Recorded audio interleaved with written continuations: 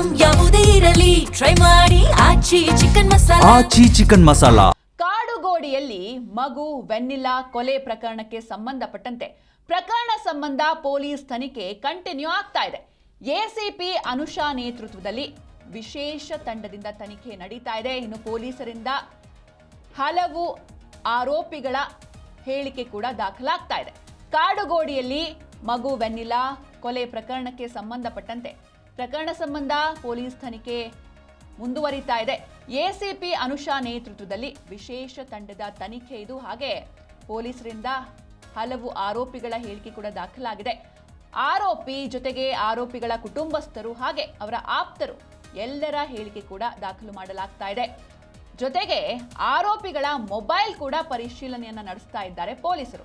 ಒಟ್ಟಾರೆಯಾಗಿ ಈ ಪುಟ್ಟ ಮಗು ವೆನ್ನಿಲಾ ಈ ಕೊಲೆ ಪ್ರಕರಣದ ತನಿಖೆ ಚುರುಕಾಗಿ ಸಾಗ್ತಾ ಇದೆ. ಬಗೆದಷ್ಟು ಬಯಲಾಗ್ತಾ ಇದೆ ಪಾಪಿ ತಾಯಿಯ ಕ್ರೌರ್ಯ. ತನ್ನ ಕಾಮದಾಟಕ್ಕೆ ಹೆತ್ತ ಮಗುವನ್ನೇ ಇಲ್ಲಿ ಬಲಿ ಕೊಟ್ಟಿದ್ದಾರೆ. 6 ವರ್ಷದ ಬಾಲಕಿ ವೆನ್ನಿಲಾ ಕೊಲೆ ಪ್ರಕರಣದ ಅಸಲಿ ತನಿಖೆ ಮತ್ತಷ್ಟು ಚುರುಕುಗೊಂಡಿದೆ. ಹಾಗೆ ಮರಣೋತ್ತರ ಪರೀಕ್ಷೆ ಜೊತೆಗೆ FSL ರಿಪೋರ್ಟ್ ಕೂಡ ಪೊಲೀಸರ ಕೈ ಸೇರಿದ್ದು ಆ ಒಂದು ರಿಪೋರ್ಟ್ನಲ್ಲಿ ಬೆಚ್ಚಿ ಬೀಳಿಸುವ ಅಂಶಗಳು ಬಯಲಾಗಿದೆ. ಇದರ ಜೊತೆಗೆ ಆರೋಪಿತೆ ಪ್ರಿಯಾಂಕಾ, ಆಕೆಯ ತಾಯಿ, ಹೆತ್ತಮ್ಮ, ಆಕೆಗೆ ಬ್ರೈನ್ ಮ್ಯಾಪಿಂಗ್ ಮಾಡೋಕ್ಕೂ ಕೂಡ ಸಿದ್ಧತೆಯನ್ನು ನಡೆಸಲಾಗ್ತಾ ಇದೆ.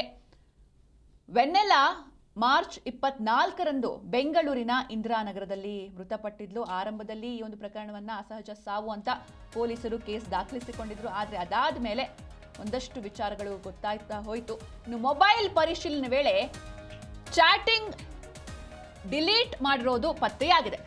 ಏನೆಲ್ಲ ಚಾಟ್ ಮಾಡಿದ್ರು ವಾಟ್ಸಪ್ನಲ್ಲಿ ಅಥವಾ ಮೆಸೇಜ್ಗಳಲ್ಲಿ, ನಾರ್ಮಲ್ ಮೆಸೇಜ್ಗಳಲ್ಲಿ ಎಲ್ಲವೂ ಕೂಡ ಡಿಲೀಟ್ ಆಗಿರೋದು ಪತ್ತೆಯಾಗಿದೆ. ರಿಟ್ರೀವ್ ಮಾಡೋದಕ್ಕೆ ಮೊಬೈಲ್ ಅನ್ನ ಕಳಿಸಿದ್ದಾರೆ ಪೊಲೀಸರು. ವಿವಿಧ ಕಡೆ CCTV ಫೂಟೇಜ್ಗಳನ್ನ ಕಲೆಕ್ಟ್ ಮಾಡೋದಕ್ಕೆ ಪೊಲೀಸರು ಹರಸಾಹಸವನ್ನೇ ಪಡ್ತಾ ಇದ್ದಾರೆ. ಆದರೆ ಈ ಐಸ್ ಕ್ರೀಮ್ ಅಂಗಡಿ ಆಗಿರ್ಬೋದು, ಯಾಕಂದ್ರೆ ಲಾಸ್ಟ್ ಇಂದಿರಾನಗರದಲ್ಲಿ ಆಕೆಯನ್ನ ಕಾರಲ್ಲಿ ಕೂರಿಸಿ ಐಸ್ ಕ್ರೀಮ್ ತಗೊಳ್ಳೋದಕ್ಕೆ ಹೋಗಿರ್ತಾರೆ. ಹೀಗಾಗಿ ಆ ಐಸ್ ಕ್ರೀಮ್ ಅಂಗಡಿ, ವಿಲ್ಲಾ, ಟೋಲ್ ಬಳಿಯ CCTV ಲಭ್ಯ ಆಗಿಲ್ಲ. ಆದರೆ ಕೋಲಾರದ ಕೆಫೆ ಬಳಿ ಕೆಲ ದೃಶ್ಯ ಪತ್ತೆಯಾಗಿದೆ ಎನ್ನುವಂತ ಮಾಹಿತಿ ಕೂಡ ಸಿಕ್ಕಿದೆ. ರಸ್ತೆ ಬದಿಯ CCTVಗಳನ್ನ ಪರಿಶೀಲನೆ ಮಾಡ್ತಿದ್ದಾರೆ ಪೊಲೀಸರು. ಒಟ್ಟಾರೆಯಾಗಿ ಸಾಕಷ್ಟು ಈ ಒಂದು ಪ್ರಕರಣವನ್ನ ಗಂಭೀರವಾಗಿ ತೆಗೆದುಕೊಂಡಿದ್ದಾರೆ ಪೊಲೀಸರು. ಹಾಗೆ ನಾನಾಗಲೇ ಹೇಳ್ತಾ ಇದ್ದೆ, ಇದು ನಡೆದಿರುವಂಥದ್ದು ಮಾರ್ಚ್ 24ನೇ ತಾರೀಕು ಬೆಂಗಳೂರಿನ ಇಂದಿರಾನಗರದಲ್ಲಿ ಈ ಪುಟ್ಟ ಬಾಲಕಿ, 6 ವರ್ಷದ ಬಾಲಕಿ ವೆನ್ನಿಲಾ ಮೃತಪಟ್ಟಿದ್ರು. ಇನ್ನು ಆರಂಭದಲ್ಲಿ ಇದನ್ನ ಅಸಹಜ ಸಾವು ಅಂತ ಪೊಲೀಸರು ಕೇಸ್ ದಾಖಲಿಸಿಕೊಂಡಿದ್ರು. ಅದಾದ ಮೇಲೆ ಯಾವಾಗ ಈ ಮರಣೋತ್ತರ ಪರೀಕ್ಷೆಯ ವರದಿ ಬರುತ್ತೆ ಅಥವಾ ಈ FSL ವರದಿಗಳು ಬಂದ ಮೇಲೆ ಅದರ ಆಧಾರದ ಮೇಲೆ ಇದು ಅಸಹಜ ಸಾವಲ್ಲ, ಕೊಲೆ ಅನ್ನೋದು ಗೊತ್ತಾಗುತ್ತೆ. ಇನ್ನು ಮರಣೋತ್ತರ ಪರೀಕ್ಷೆಯಲ್ಲಿ ಒಂದಷ್ಟು ಭಯಾನಕ ಅಂಶಗಳು ಕೂಡ ಬಯಲಾಗಿದೆ. ಅದನ್ನು ಕೂಡ ಆಮೇಲೆ ನೋಡ್ತಾ ಹೋಗೋಣ. ಟೆಕ್ನಿಕಲ್ ಎವಿಡೆನ್ಸ್ ಕಲೆ ಹಾಕೋದಕ್ಕೆ ಪೊಲೀಸರು ಹರಸಾಹಸವನ್ನೇ ಪಡ್ತಾ ಇದ್ದಾರೆ. ಕಾರನ್ನ ಮತ್ತೊಮ್ಮೆ ಪರಿಶೀಲಿಸಿ FSLಗೆ ರವಾನೆ ಮಾಡಲಾಗಿದೆ. ಜೊತೆಗೆ ಕಾರಿನಲ್ಲಿನ ಸ್ಯಾಂಪಲ್ಸ್ಗಳು ಏನೆಲ್ಲ ಸಿಗುತ್ತೆ ಎಲ್ಲವನ್ನೂ ಕೂಡ FSLಗೆ ರವಾನೆ ಮಾಡಲಾಗಿದೆ. ಘಟನೆ ಬಳಿಕ ಸಾಕಷ್ಟು ಬಾರಿ ವಾಟರ್ ಸರ್ವಿಸ್ ಆಗಿದೆ. ಕಾರನ್ನ ವಾಶ್ ಮಾಡಿಸಿದ್ದಾರೆ. ಯಾಕಂದ್ರೆ ಇದು ನಡೆದಿರೋದು ಮಾರ್ಚ್ 24ನೇ ತಾರೀಕು. ಅದಾದ್ಮೇಲೆ ಸಾಕಷ್ಟು ಬಾರಿ ವಾಟರ್ ಸರ್ವಿಸ್ ಆಗಿದೆ ಕಾರ್ಗೆ. ಹಾಗೆ ಲ್ಯೂಮಿನಲ್ ಟೆಸ್ಟ್ ಮಾಡಿಸೋದಕ್ಕೂ ಕೂಡ ಪೊಲೀಸರು ತಯಾರಿಯನ್ನ ನಡೆಸಿದ್ದಾರೆ. ಕಾಡುಗೋಡಿ ಪೊಲೀಸರಿಂದ ಪ್ರಕರಣದ ತನಿಖೆ ಚುರುಕಾಗಿ ಸಾಗ್ತಾ ಇದೆ. ಒಂದ್ ಕಡೆ ಇದು ಈ ಹಿಂದೆ 2 ತಿಂಗಳೇ ಆಗೋಗ್ಬಿಟ್ಟಿದೆ. ಹೀಗಾಗಿ 2 ತಿಂಗಳ ಕಾಲ ಸಾಕಷ್ಟು ಬಾರಿ ವಾಟರ್ ಸರ್ವಿಸ್ ಕೂಡ ಕಾರಿಗೆ ನಡೆದಿದೆ. ಹೀಗಾಗಿ ಲ್ಯೂಮಿನಲ್ ಟೆಸ್ಟ್ ಮಾಡಿಸೋದಕ್ಕೆ ಪೊಲೀಸರು ತಯಾರಿಯನ್ನು ಕೂಡ ನಡೆಸಿದ್ದಾರೆ. ಈ ಬಗ್ಗೆ ಹೆಚ್ಚಿನ ಮಾಹಿತಿಯನ್ನು ನೀಡ್ತಾರೆ ನಮ್ಮ ಪ್ರತಿನಿಧಿ ವಿಶ್ವನಾಥ್ ಎನ್ ಹರಿಹರ. ವಿಶ್ವನಾಥ್, ಇನ್ನು ವೆನ್ನಿಲಾ ಕೊಲೆ ಕೇಸ್ ತನಿಖೆ ಎಲ್ಲಿಗೆ ಬಂತು, ಹೇಗೆ ನಡೀತಾ ಇದೆ, ಏನೆಲ್ಲ ವಿಚಾರಗಳು ಗೊತ್ತಾಗ್ತಾ ಇದೆ ಅಂತ?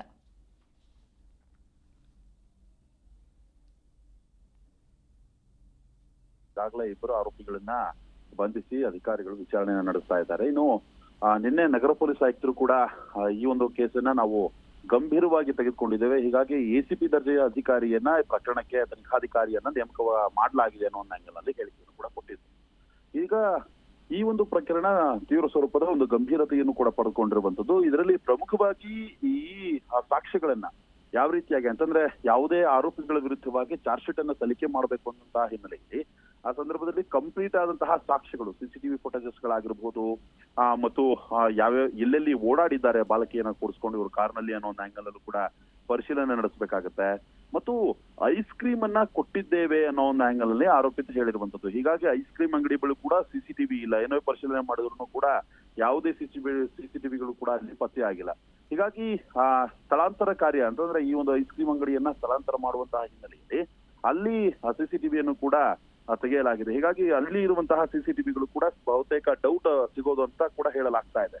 ಇನ್ನು ಇದನ್ನ ಹೊರತುಪಡಿಸಿ ಟೆಕ್ನಿಕಲ್ ಎವಿಡೆನ್ಸ್ಗಳು, ನಾನು ಲುಮಿನಲ್ ಟೆಸ್ಟ್ ಅಂದ್ರೆ ಏನಂತ ಒಂದು ಕ್ಷಣಕ್ಕೆ ಎಕ್ಸ್ಪ್ಲೇನ್ ಮಾಡ್ತೀನಿ. ಯಾಕಂತಂದ್ರೆ ಕಳೆದ ಬಾರಿ ಒಂದು ಅಪಘಾತ ಆಗಿರುತ್ತೆ, ಅಂದ್ರೆ 1 ವರ್ಷದ ಹಿಂದೆ ಒಂದು ಠಾಣಾ ವ್ಯಾಪ್ತಿಯಲ್ಲಿ ಒಂದು ಅಪಘಾತ ಆಗಿರುತ್ತೆ, ಸಂಚಾರಿ ಪೊಲೀಸ್ ಠಾಣಾ ವ್ಯಾಪ್ತಿಯಲ್ಲಿ. ಅಪಘಾತವಾದ ಮೇಲೆ ಆ ವ್ಯಕ್ತಿ ಏನು ತೀರ್ ಹೋಗಿರ್ತಾನೆ, ಅಲ್ಲಿಂದ ಹಿಟ್ ಅಂಡ್ ರನ್ ಕೂಡ ಆಗಿರುತ್ತೆ. ಹೀಗಾಗಿ ಆ ಚಕ್ರದ ಒಂದು ಕಂಪ್ಲೀಟ್ ಆದಂತಹ ವಾಹನವನ್ನ ವಶಕ್ಕೆ ಪಡೆದಂತಹ ಸಂದರ್ಭದಲ್ಲಿ ಅದು ಕೂಡ ತುಂಬಾ ದಿನಗಳಾಗಿರುತ್ತೆ. ಆ ಸಂದರ್ಭದಲ್ಲಿ ಲುಮಿನಲ್ ಟೆಸ್ಟ್ ಮಾಡಿದಂತಹ ಸಂದರ್ಭದಲ್ಲಿ ರಕ್ತದ ಕಣಕಣ ಅಂದ್ರೆ ಎಷ್ಟೇ ಬಾರಿ ವಾಶ್ ಆಗಿದ್ರು ಕೂಡ ಲುಮಿನಲ್ ಟೆಸ್ಟ್ ನಲ್ಲಿ ರಕ್ತದ ಕಲೆಗಳ ಬಗ್ಗೆ ಸಂಪೂರ್ಣವಾದಂತಹ ಮಾಹಿತಿ ಕೂಡ ಸಿಗುತ್ತೆ. ಹೀಗಾಗಿನೇ ವೆನಿಲಾ ಏನು ಹಲ್ಲೆ ಆಗಿತ್ತು, ವೆನಿಲಾ ಮೇಲೆ ಕಾರ್ನಲ್ಲಿಯೇ ಹಲ್ಲೆ ಆಗಿದೆ ಅನ್ನೋ ಒಂದು ಹಿನ್ನೆಲೆಯಲ್ಲಿ ಗೊತ್ತಾಗಿದೆ ಆ ವಿಷಯ. ಆ ಒಂದು ಆಂಗಲ್ ನಲ್ಲಿ ಏನಾದರೂ ರಕ್ತದ ಕಲೆಗಳು ಪತ್ತೆ ಆಗ್ಬೋದಾ ಅನ್ನೋ ಒಂದು ಹಿನ್ನೆಲೆಯಲ್ಲೂ ಕೂಡ ಅದನ್ನ ಕಂಡು ಹಿಡಿಯುವುದಕ್ಕೆ ಈಗ ಪೊಲೀಸರು ಕೂಡ ಮುಂದಾಗಿದ್ದಾರೆ. ಮತ್ತೊಮ್ಮೆ FSLಗೂ ಕೂಡ ರವಾನೆ ಮಾಡಲಾಗಿರುವಂತದ್ದು. ಇನ್ನು ಕಾರು ಹಾಗೂ ಮಗುವಿನ ಕೊಲೆ ನಡೆದಂತಹ ದಿನ ಧರಿಸಿದಂತಹ ಬಟ್ಟೆ ಆಗಿರ್ಬೋದು, ಆರೋಪಿಗಳು ಧರಿಸಿದಂತಹ ಬಟ್ಟೆ ಆಗಿರ್ಬೋದು, ಎಲ್ಲವನ್ನೂ ಕೂಡ ಪರಿಶೀಲನೆ ನಡೆಸುವಂತಹ ಕೆಲಸಕ್ಕೂ ಕೂಡ ಅಧಿಕಾರಿಗಳು ಮುಂದಾಗಿದ್ದಾರೆ. ಈ ವೇಳೆ ರಕ್ತದ ಕಲೆಗಳು ಕೂಡ ಪತ್ತೆ ಆಗುವಂತಹ ಸಾಧ್ಯತೆ ಕೂಡ ಇದೆ. ಸದ್ಯಕ್ಕೆ ಲುಮಿನಲ್ ಟೆಸ್ಟ್ ಅನ್ನ ಆಧಾರವಾಗಿಟ್ಟುಕೊಂಡು ಮತ್ತು ಅಲ್ಲಿ ಏನಾದರೂ ರಕ್ತದ ಕಲೆಗಳಾಗಿರ್ಬೋದು ಮತ್ತು ಆರೋಪಿಗಳ ಮೇಲೆ ರಕ್ತದ ಕಲೆಗಳು ಏನಾದರೂ ಆರೋಪಿಗಳು ಧರಿಸಿರುವಂತಹ ಬಟ್ಟೆಗಳ ಮೇಲೆ ರಕ್ತದ ಕಲೆಗಳು ಪತ್ತೆಯಾದಂತಹ ಸಂದರ್ಭದಲ್ಲಿ ಈ ಒಂದು ಕೇಸ್ ಏನಿದೆ ಅದು ಮತ್ತಷ್ಟು ಸ್ಟ್ರಾಂಗ್ ಕೂಡ ಆಗುತ್ತೆ. ಹೀಗಾಗಿ ಮುಂದಿನ ದಿನಮಾನಗಳಲ್ಲಿ ಈ ಒಂದು ಪ್ರಕರಣ ದೊಡ್ಡ ಹಂತಕ್ಕೆ ಹೋಗುವಂತಹ ಸಾಧ್ಯತೆ ಕೂಡ ಇರುವಂತದ್ದು. ಆದ್ರೆ ಆರೋಪಿತ ಹೇಳ್ತಾ ಇರುವಂತದ್ದು ನಾನು ಮಗಳ ಕೊಲೆಗೆ ಸಾಥ್ ಕೊಟ್ಟಿಲ್ಲ ಅನ್ನೋ ಆಂಗಲ್ನಲ್ಲಿ ಈಗಲೂ ಕೂಡ ಹೇಳ್ತಾ ಇರುವಂತದ್ದು.